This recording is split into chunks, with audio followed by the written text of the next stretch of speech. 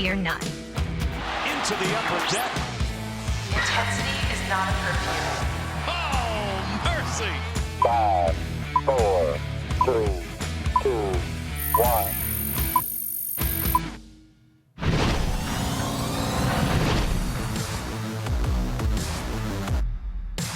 From inside the warehouse at Oriole Park at Camden Yards, it is the MASN All Access podcast, and boy, do we have a lot to talk about today. Adley! Rutschman. Please don't clap into the mic, Bob. Thank you so much. That wasn't into the mic. That was around the mic. It was close enough to the mic that it just popped in my ears. Didn't appreciate it. Oh, really? You can hear stuff out of your headphones? That's weird.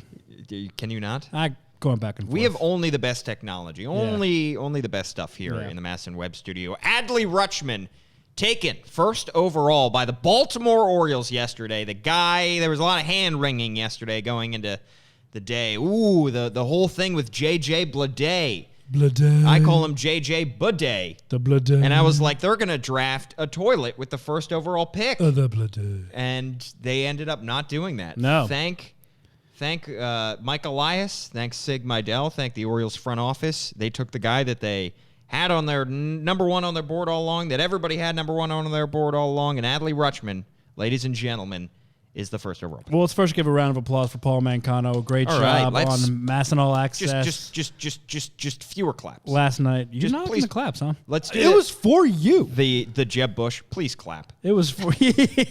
Please clap. No, great job last night on All Access. It was Thank you. Tremendous content with Steve Molesky. Obviously, your interview with Adley Rutschman live. That was awesome, and we heard from Michael Elias. Paul did a phenomenal job. Thank you, Bobby. You're pressing all the buttons back there. Yeah, no. I mean, it's just pressing buttons. That's nothing too hard, right, Cam? Right. All right. Intern Cam. Intern Cam. My bad. So there we go. It was kind of a stressful and nerve-wracking 24 hours because Sunday night you text me like, who the heck is JJ Bleday? Like 11:30. Yeah, 11:30 night. We're like, oh crap. So we're like Googling and reading up on this guy's like, how are they real? All these reports coming out. Like, well, the Orioles might not take Rutschman. They might actually go with JJ Bleday out of Vanderbilt. Also, shout out to Vanderbilt for getting back to me quickly with the photos. But huge. My gosh. All the work that will never see the light of day. All the graphics that intern Brendan, intern Cam, all the stats and all the notes that they dug up that will never see the light of day. Right.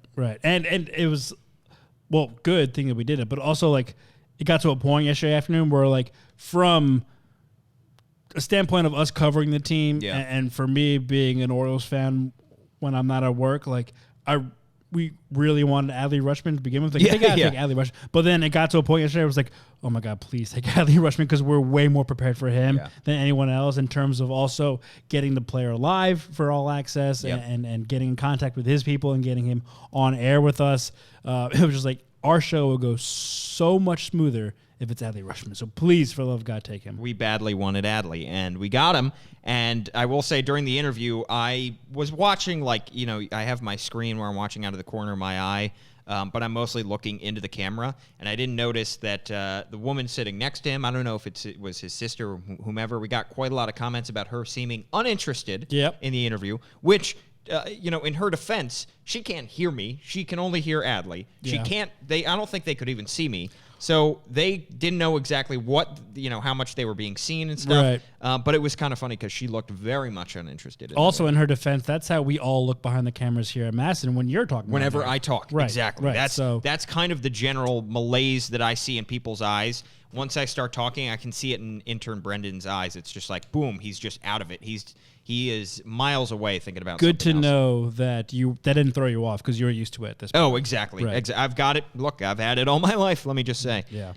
But, yeah, it was a whole lot of fun. The show ended up being a full hour. Huge thanks to Steve Molesky also for hanging out with us, sprinting downstairs to go get Mike Elias on Utah Street, then sprinting back upstairs to get on our set while also writing for MASNsports.com.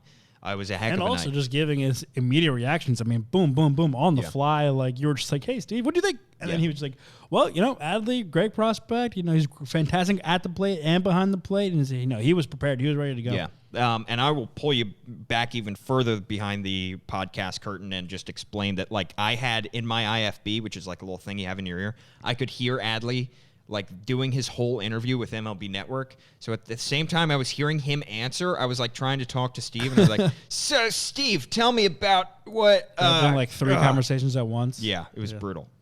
So Steve, I'm pretty sure I asked Steve several questions that were not complete sentences. I was just like, "Sure, catcher, arm, how about it?" How about that catcher, huh? I mean, Oregon State, right? Yeah, wow. Yeah. Good stuff.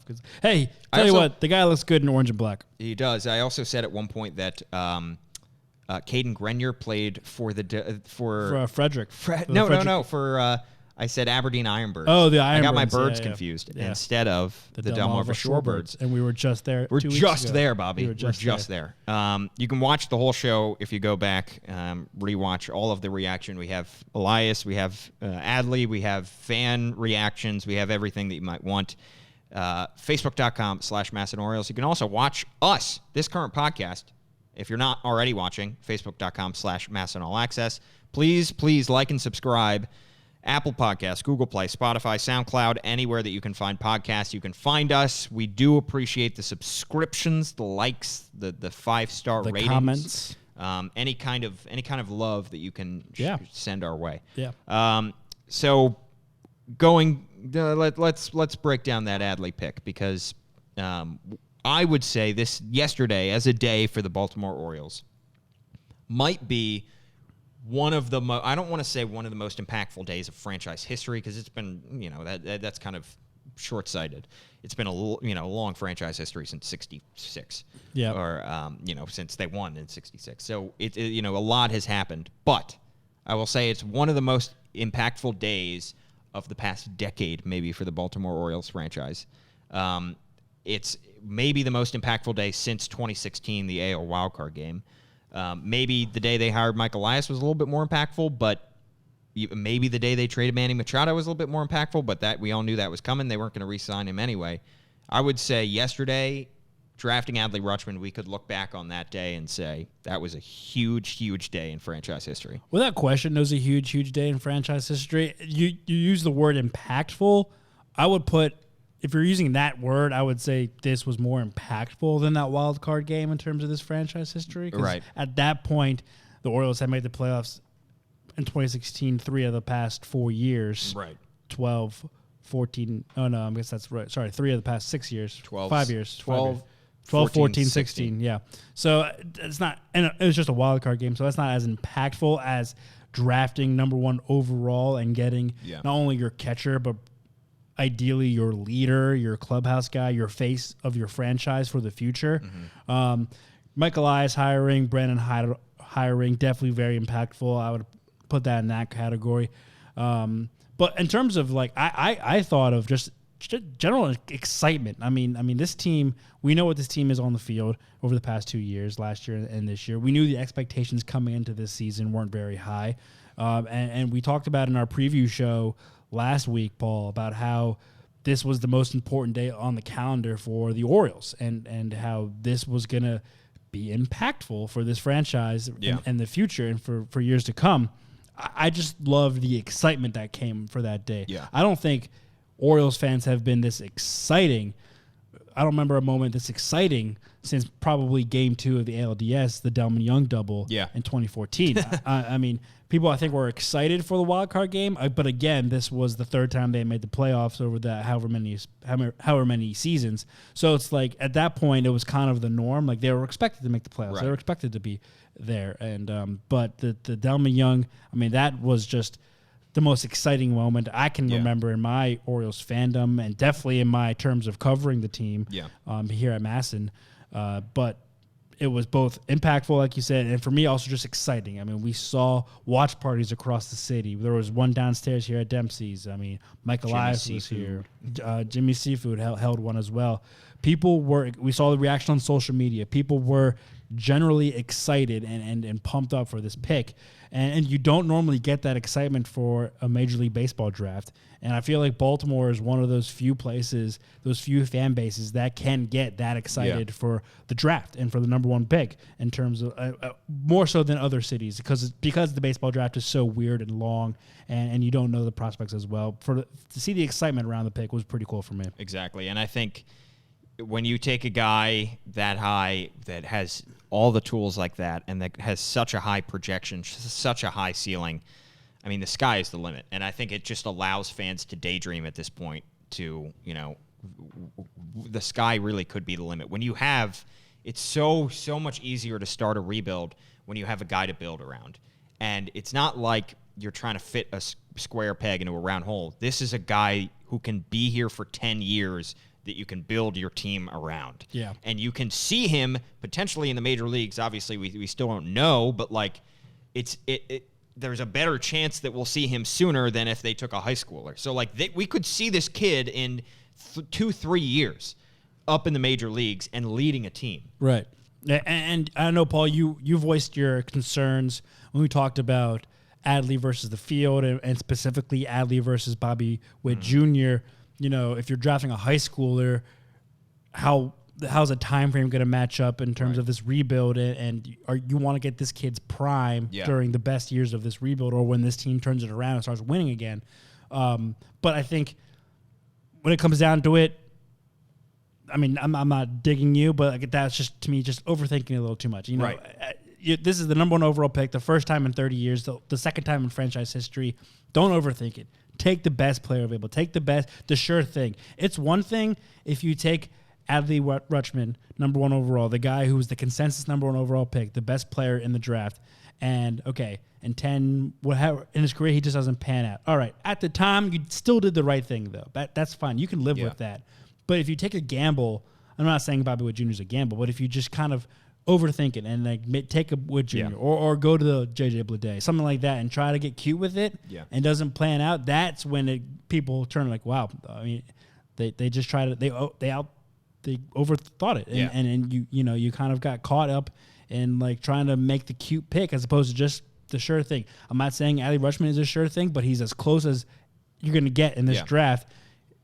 Even if he doesn't pan out right now, on June 3rd, it was the right thing to do. And the phrase that I heard a lot of fans say is, "Now don't get cute with it," right? Because what they did, but you could look at the draft the first time that Michael Eisner was in a front office where they had the number 1 overall pick in 2012, I believe, when they took Carlos Correa first overall, and that is what you could define as getting cute with it, because he was not seen as the number 1 overall prospect by most pundits. And they used the money that they saved. It was 2012. They used the money that they saved by drafting and signing Correa to use it later on Lance McCullers, I believe, later on in that draft, and that turned out to work. So, I was going to trust Michael Eisner regardless. Whatever. And I think most of the fans were on the same level. That being said, they were incredibly excited to see him, to see Rutschman be the guy, because he definitely, according to scouts, we're no scouts, but according to those, he still had the highest upside and the best chance to be an impactful major leaguer. I mean, when scouts talk about a guy, they're most years, I would say scouts talk about the guys that were number 1, and they're like, there are a couple guys, they have all this high upside, they could make it into the league by this point, maybe the fastest rise or whatever it may be. But when scouts are saying stuff like, maybe the best prospect since Bryce Harper, this guy is going to be a major leaguer and is going to have a good major league career. When they start speaking in certain terms, there's a lot of hyperbole in draft season, but when you hear people like Keith Law and Jim Callis say stuff in certain terms, like this guy is going to be good. He's a sure thing, and his arm would have to fall off for him not to be a major leaguer for at least 5-6 years. Like, then that's when all right, this is the guy. Right. This is the guy. I mean, we heard yesterday intern Brendan was doing some dig. Because remember, also, not just the JJ Bleday thing showing up Sunday night, but then Monday morning, the MRI issues started popping up. People were tweeting about, oh my gosh, Adley Rutschman's MRIs came back negative or not negative, but like showed some concerns there. Do you draft a guy that high with some injury concerns? And intern Brendan did some research and say, the quote I found was, they would literally have to chop his arm off for him not to be the number 1 overall pick, no matter what happens. So, I mean, when you start speaking in absolutes and certainty, just don't overthink. And also keep in mind that, let's call a spade a spade. The Orioles could be very well in the same position next year. Sure. And the year after. Sure. So your first number one overall pick, which is not a bad thing. That's no, what it's the not a bad Astros thing. had for 3 years. Exactly, and that tanking, whatever you want to call it, that's not necessarily a bad thing because then you have these opportunities, and Michael Elias is used to these opportunities. So that's when you have your first number one overall pick for only the second time in franchise history, first time in 30 years, don't get cute. When you have back-to-back, okay, maybe you can start trying to take some risks. Back-to-back-to-back, all right, yeah, maybe you can think more outside the box. Also, we're a year from now, we don't know for sure, but I'm pretty sure there's no clear-cut number one guy in 2020. We haven't heard of it yet. Right. There might be. Obviously, there's a full year for someone to emerge, but Adley Rutschman was going to be was atop of the list last year. Yeah. And they knew everyone knew this was the guy for this draft, kind of like the Bryce Harper for 2010, Steven Strasburg for 2009. This was the year to go chalk. Right. And so, if the cards fall into place and you're looking at the number one pick in 2020, all right, maybe you can, and there's no clear number one, that's when you can start, all right, let's dive deep in these guys and see who has the most upside. Maybe we can take a little bit of a risk on. Well, him being a college catcher, 21 years old, there were obviously the questions that we brought up before the draft was, would they go with a high schooler, a.k.a. Bobby Witt Jr., because they view their timeline as a longer term thing that, they want to maximize whoever this guy's prime, wherever his prime is going to be, they want to maximize that time. So he's 21 years old now. Bobby, you just mentioned the Orioles might have the number one pick next year and the year after that. That means, who knows? We're just taking guesses here. Yeah. But when would he be in his prime? When would Adley Rutschman be in his prime?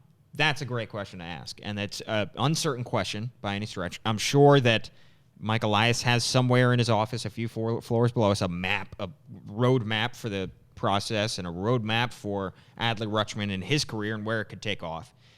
But when you look at a catcher in particular, where is a guy's prime?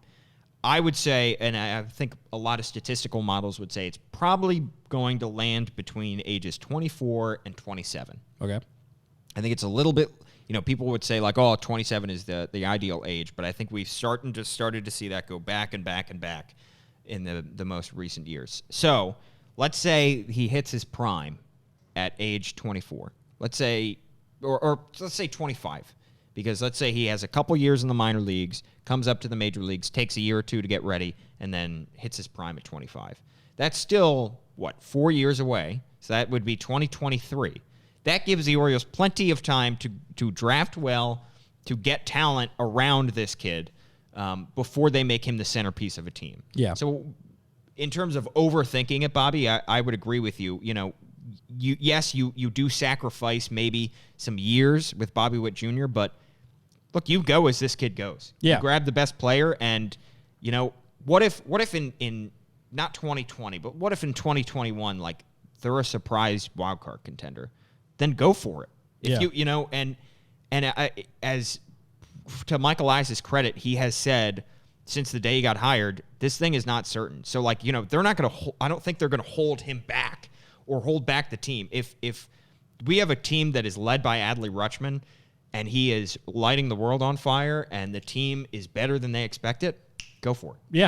And I trust Mike Elias to know when that time is going to come and to put his chips in the middle of the table when that comes. And when it happens, it might be overblown, whether it's in 5 years, whether it's in 2 years. I trust him to know when the right time is to strike. Right. And you look in recent history, teams have kind of followed that model as well. Like the Phillies and Braves last year were a little bit ahead of schedule, so they kind of went all in. So they went all, exactly. A couple years ago, the Yankees did the same thing, or they also knew, hey, the year that they traded off Chapman to the 2016, they traded Chapman to the Cubs. Yeah. They're like, hey, we got pieces ready to be contenders next year. Yeah. Let's just trade everything off now and then get everything back for 2017. Well, and look at the Padres, who they're ahead of schedule too. Yeah, people were like, oh, they're still a few years away from contending. I don't know why they're signing Manny Machado at this point.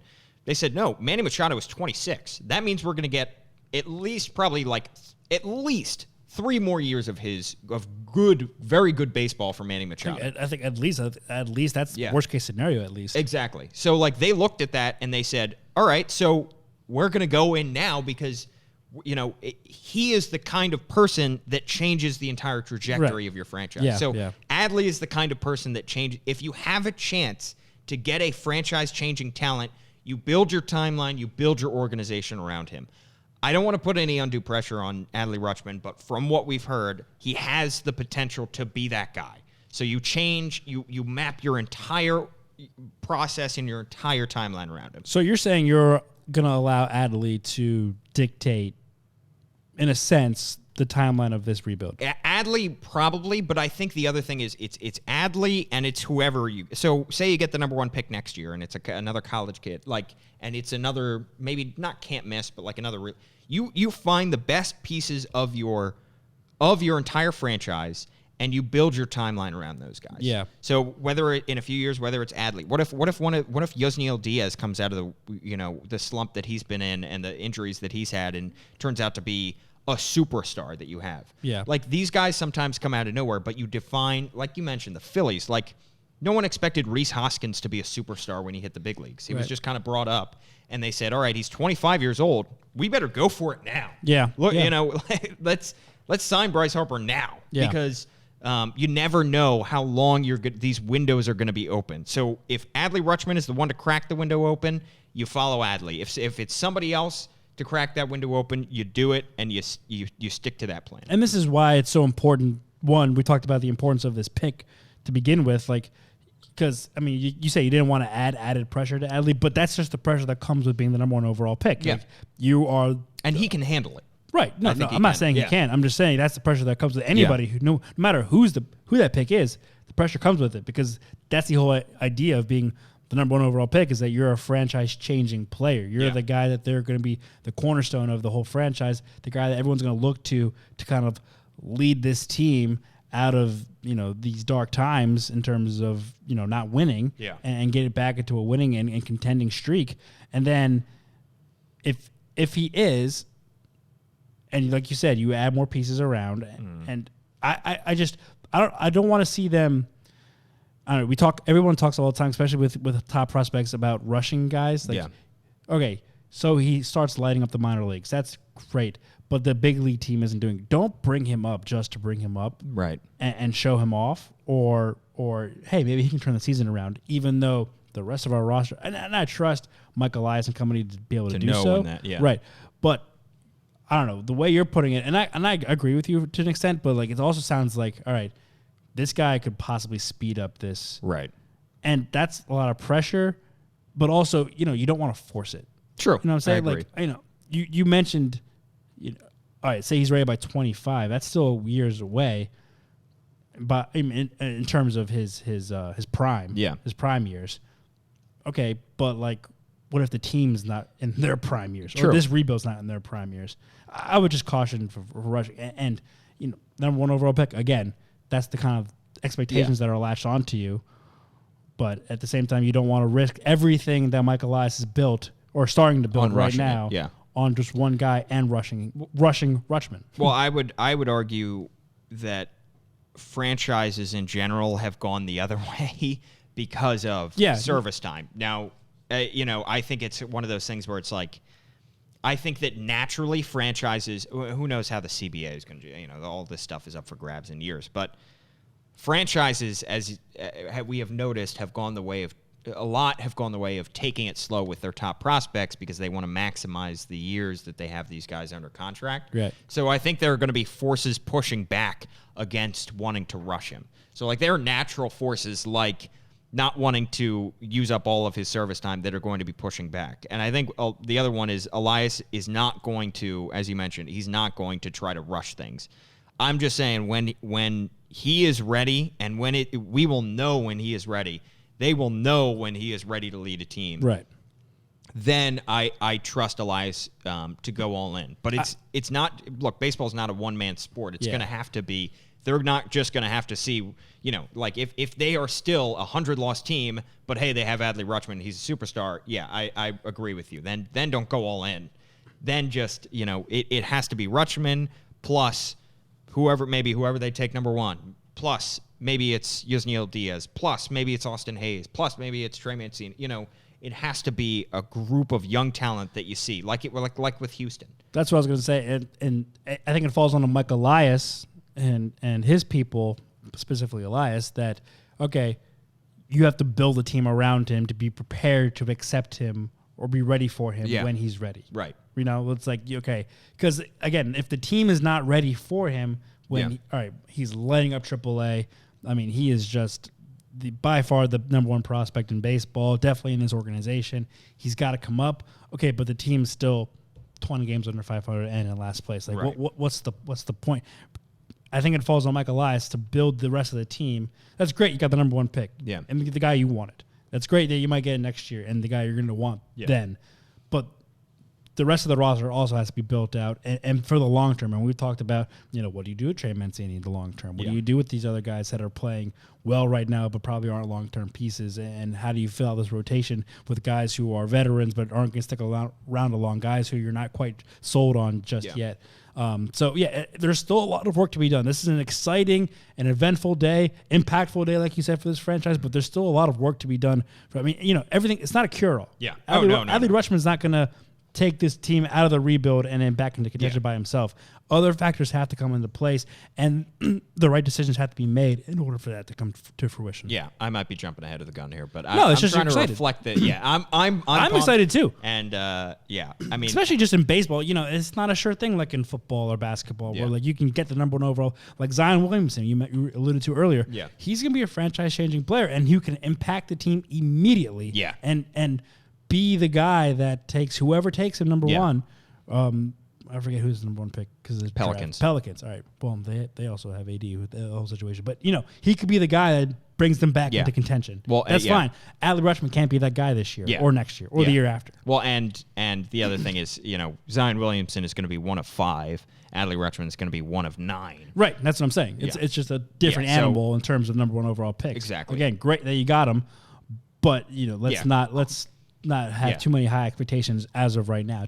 Carlos Correa didn't single-handedly bring back the Astros. It was Carlos Correa and also Jose Altuve. Also, you look at other top picks, like even Bryce Harper was brought onto a team that was already good. Yeah. He didn't take them out of the dark. They were already competing in 2012, that early in the season. And Chris Bryant, when he came in 2015, the Cubs were already pretty good. Yeah. He was just their top prospect and ready to come. He didn't, bring the Cubbies out and break the curse by himself. Yeah. And I think also part of it is like, part of the reason that I'm kind of already putting this pressure on him, if you will, is like it's so awesome to hear that, Michael Elias even mentioned like the kind of leadership that he displays. Like, it's not just his ability on the field. They view this guy potentially as a leader. Yeah. Like, because he can be a true leader on a team. But anyway, you look at his stats, unbelievable. I just want to touch on some of them real quick because, we hear all about the tools, but my goodness, he has put up unbelievable just stats this past monster. year. He slashed 411, 575, 751. His slugging percentage was 751, Bobby. His slugging percentage is better than everybody but Trey Mancini and Renato Nunez. And Renato Nunez's OPS. Not just their slugging percentage. His slugging percentage is better than their on base plus their slugging. Yeah. Almost everybody on the team. Granted, it's college versus major league. I know. Mind-boggling. We see some crazy numbers in college baseball. Like, guys can put up, like, if you're a stud, you can put up some crazy stats. And he also walked double the times that he struck out. Yeah, absolutely. That never happens. And that shouldn't happen. He increased his power a lot this year. He hit just 9 homers last year, and this year he hit 17. Did it in 10 fewer games because they got knocked out earlier. And he also had a lot of times when guys like change their swings and they sacrifice contact for power. He didn't do that. He struck out 2 fewer times than he did last year. Yeah. So his strikeout rate was just about the same as it was last year, even though he was hitting bombs at a higher rate. Yeah. He from everything that we've heard is an outstanding defensive catcher. He's got a pop time that's under 2 seconds, which is ideal. Is like middle of the road for an MLB catcher right now. For all of the reasons that we've heard, he seems like a can't miss guy. Well, I liked what you talked about. You mentioned the Mike Elias, off the cuff mentioned his leadership and his personality, the type of person he is. He was like, that was, I believe he said that was kind of the the tipping point. That was the one that led us to this point where he was like, you know what, this guy has the makeup of a all-star caliber player on the field, but also a all-star caliber leader in the clubhouse. Yeah. And so that's the kind of guy you want to build this rebuild around, Yeah. a franchise around. And, you know, he was nicknamed Captain America by his teammates at Oregon State. There's that phenomenal picture of him, I guess, at the end of a College World Series or tournament, whatever game, but he's standing there in his catcher's gear, and all his teammates are behind him. And, like, you know, there is no doubt he's the leader of that team, and they're all behind him and supporting him. That's the kind of face of the franchise you want for a rebuilding club. And you wonder if, you know, Michael Elias has dealt with first overall picks that haven't panned out. You know, they drafted Brady Aiken. I don't know if he's panned out, but they traded him. And most notably, they drafted Mark Appel, who was, by all accounts, a bust, unfortunately. So he's dealt with those kind of guys. And I think to see somebody, you know, maybe he's learned some things from those experiences, and maybe he's learned that it's not, you know, he's an analytics guy, he's a scouting guy as well. But so much of it goes into, you know, when you are the number one overall pick of a rebuilding team, you have to be able to handle adversity. You have to be able to handle pressure. And clearly he saw that in Adley Rutschman. And that is literally everything that we've heard about him, from articles written about him to his teammates. We heard Blaine Knight and Caden Grenier say he's an amazing teammate. And they didn't even, you know, they didn't even see him last year in person. This past year in person. So, you know, he checks all the boxes. Man. Yeah. Again, an exciting time. It was really cool also from our personal standpoint, to our own horns, to cover the number one overall pick. Like, you know, again, the baseball draft isn't anything that's like too, like, it's almost kind of boring because it's so long. Yeah. But the number one overall pick of a major four sports team draft is like, it's pretty exciting. Well, it hits like the peak is the number one overall pick, and then 2, and then it's just like a huge drop off. Yeah. Whereas like the NFL draft, like, will keep you entertained for pretty much the whole first round, and like, ooh, there are a couple quarterbacks going at the end of the first round, and like even into the second. Yeah. You're pretty much watching the whole night. Whereas like with, you know, the MLB draft, for the most part, it's like they only covered the first 2 rounds. Yeah. Like even the MLB network. And most fans probably watch maybe the number one overall pick, and then maybe their team's pick. Yeah. And that's it. Yeah. Let's talk, though, about the other picks, because they are Michael Elias has excelled in getting guys in the competitive balance round. He's excelled in getting guys in the 3rd and 4th round. Gunnar Henderson, shortstop out of John T. Morgan Academy. Mm-hmm. So younger guy, 17 years old. He's 6'3", a left-handed hitter. He's apparently one of the best hitters in the draft. There are some talk that he's probably going to move over to third base as opposed to shortstop, because he might be, you know, as he adds some weight and, you know, he moves okay side to side, but maybe not at a major league level for a shortstop. Uh-huh. Can you ask for a better first name from a shortstop than Gunnar? Gunnar. Nah. Maybe a catcher, Gunnar? That's Gun down a runner? Well, shortstop, that's just a great also baseball name. Like, Yeah. Oh, Gunnar? Gunnar Henderson. Yeah. Yeah, that's a strong name. And I kind of like That the checks A instead of the E. Yeah. Gunnar. Yeah, Gunnar. it's also like a little more PC. Yeah. Not kidding. Fair. But yeah, I mean, you Can got make puns. Yeah, you got a prep shortstop with a really high ceiling, and your second pick of the night.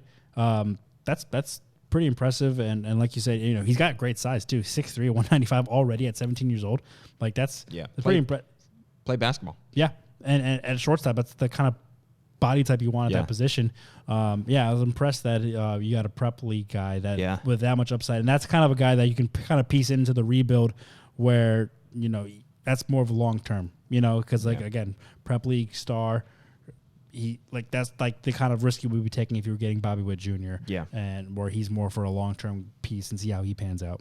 According to intern Brendan and intern Cam, I don't know who wrote this one, but pretty dirty at basketball is his Dirty? exact quote. He's filthy? What a college word to say. Pretty dirty. Yeah, he's pretty filthy. I don't know. I still say that. Do you still say that? Yeah. Yeah, I do too. he's I pretty feel dirty. cool when I say that. Yeah. That kid's filthy. Like when I see like a filthy play. Oh, yeah. Like, that play was filthy. Or a certain pitch, like straight yes. filth. Well, yeah. Yeah. Yeah, but so just- don't go I know, but it's joning such a on Brendan and Cam pretty for dirty at basketball. It's pretty funny. Yeah. He is apparently, he averaged 17 points and 11 rebounds per game. Uh-huh. So, you know, if we ever There are some basketball courts near the practice facility in Sarasota. Well, right. I was going to say, we've seen some of those spring training videos of like the teams like doing like a horse tournament or like one-on-one tournament outside back after like workouts. So watch out. Yeah, and also I will say for all the praising that we've done of Adley Rutschman on this podcast, the story about him chasing down Christian McCaffrey. He was a kicker for his first year at Oregon State, and like he chased down, booted the ball to then Stanford running back Christian McCaffrey and tackled him. All right, I will say, and Steve Molesky agreed with me. They made it seem a little bit better than it was. Like it kind of sounded like he was in the open field. He was down the sideline, and like you see Adley coming out of this kicker coming out of nowhere, levels him. It was kind of like a gang tackle in the middle of the field. Well, I was made to believe that it was like on the sideline. Yeah, that's what I thought. Adley like chased him down to the sideline, and also made to believe that he not only pushed him out, but like brought him down. And it was like one of those like touchdown saving tackles. Right? Yeah. Like exactly. last man to beat. Exactly. Yeah. He was like the last man, and it wasn't. No, he was just. Adley was like maybe like the third or fourth man down the field. He was just faster than everybody. Yeah. And just kind of Christian McCaffrey just kind of ran into the mosh pit. Yeah. And then McCaffrey wasn't granted, he made the tackle, and yeah. McCaffrey's obviously a Pro Bowl caliber player with the Panthers right now, and a Heisman Trophy finalist back then in college. But I mean, he ran right into him. Yeah. Exactly. So no offense to Adley, but still. I mean, I was made to believe that he made it's this. It's not Adley's fault. Right. And he was also a freshman, so I was like, I made to believe he made this spectacular. I think his high school kick of however many yards that was is Have more you seen impressive. the video of that? Yeah, I did. That's pretty awesome. I mean, 63, I think. Insane. Yeah. Like, what? I don't know if how the high school uprights are They're definitely wider, but I mean, it's Right. not. That's not the point. The distance is the point. Like, I'd be impressed if he made the distance and missed the kick. The fact that he also made it is he got it there. That's impressive. It's also kind of funny because when you see guys that are like multi-sport athletes, it's like usually something to do with their arm. You know, it's like a quarterback or like speed, like a wide receiver. But a kicker is just so random because it's like, how does your leg translate at all to your talents on the baseball field? Right. Yeah. Like he can throw a football like 70 miles per hour. It's like, well, yeah, he's a catcher. He has to throw the second. Should be able to. Yeah, he throws, or he threw it like 50 yards. Well, yeah, he's a D1 college athlete. They probably all can. Yeah, exactly. Yeah. All right, Bobby. The draft is continuing as we speak. You can head to MASNsports.com to get all the coverage you need because, frankly, we don't know these names. At MASN Steve does. Give Steve Molesky a follow. Steve Molesky is magical. I don't know how he remembers all these kids, but he does. And then he follows them throughout their minor league career, and so he's the guy to follow for that.